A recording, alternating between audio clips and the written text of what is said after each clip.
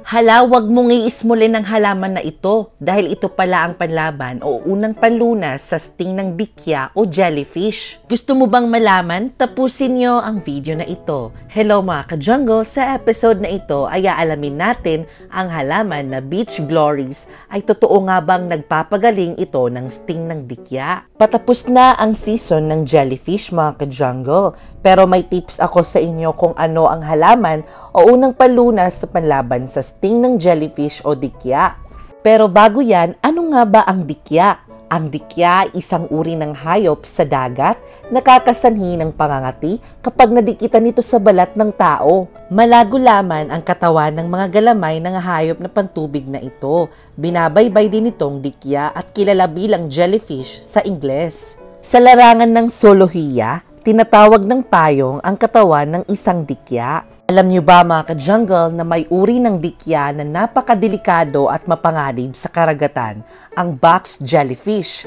Ang venom at kamandag nito ay may toxins na umaatake sa puso at sa skin cells. At kapag madikitan ka ng box jellyfish sa bandang tiyan at muka, within 5 minutes ay pwede ikisawin ito ng isang individual.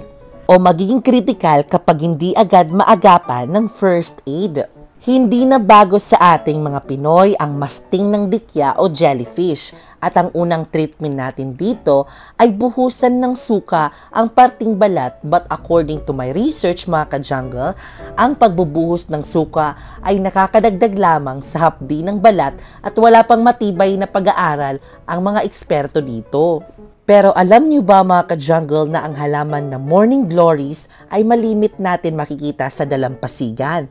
Ay pwede din palang treatment o unang panlunas sa sting ng dikya o jellyfish. Sa Australia mga ka-jungle, kilala ang halamang ito bilang pangunahing gamot na pantapal sa stingray at stonefish stings. At dito naman sa Pinas, ang morning glory ay locally known as bagasuwa at ginagamit upang gamuting ang rayuma, colic, edema, whitlow at tambak. Ang ating beach morning glory na halaman ay nabubuhay sa upper part ng dalampasigan.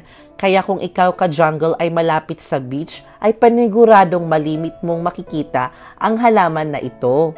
Pomea pescaprae ang scientific name ng beach morning glory. Kilala din ito na Bipos, railroad vine, or goat's foot na karaniwang pantropical creeps vine na kabilang sa pamilya ng Convolvulaceae. Meron itong showy white flowers at violet flowers. Typically, nag-bloom in a summer and fall. Ang beach glory morning ay isang naturally growing sa mga coastal dunes where it is important at a sand stabilizer. Lumalaki ang halamang ito kasama ang sand spinifex grass, very useful din na sand binder. Thriving under condition of sandblast and salt spray. Kaya naiiba ang beach morning glory sa ibang halaman dahil ang halaman na ito ay kayang ma-endure ang salt water. At kaya din itong mag-survive sa tough weather kasi may mga plants tayo mga ka-jungle na madaling mamatay lalo na kapag nasa gilid ng dagat. Marami din ang variety ng beach morning glory mga ka-jungle tulad ng heavenly blue pearls, gates, flying saucer, blue star, summer skies, and wedding bells. Trivia lang mga ka-jungle, kaya pala tinawag na morning glory ang halaman na ito dahil bumubuka o bumubulaklak nito tuwing umaga at nagko-close naman ito by afternoon. At i-comment nyo naman kung nakita nyo na ang mga halaman na ito. Meron naman mga ka-jungle na tinatawag dito ay flower carpet dahil ang halamang ito ay gumagapan sa dalampasigan and they can spread 100 feet mula sa ugat nito. Paano nga ba mga ka-jungle kung ikaw ay na-sting ng isang jellyfish o dikya? Alam mo ba ang gagawin nyo?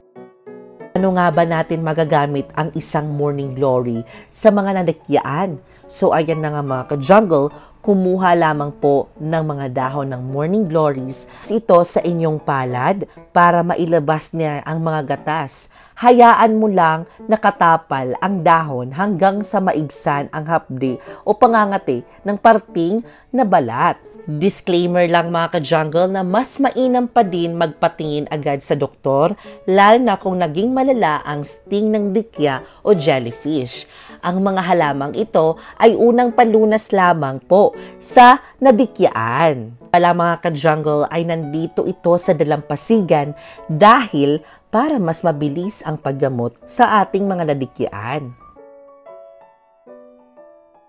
Nga mga ka-jungle, ngayon mo lang ba nalaman na ang isang ganitong halaman ay isa ding unang palunas sa mga nadikyan o na-stingray sa dikya o jellyfish? I-comment nyo naman kung ngayon mo lang nalaman. Ayan mga ka-jungle, maraming salamat sa panonood sa video na ito. At kung may natutunan kayo, huwag kalimutan i-share ang video na ito para din makita ng karamihan. Bago ka lang sa ating Facebook page, huwag kalimutan i-follow ang ating Facebook page para may matutunan pa kayo sa susunod natin mga videos. At na rin kalimutan i-subscribe ang ating YouTube channel dahil nag-a-upload din ako ng ating mga video tungkol sa mga halaman.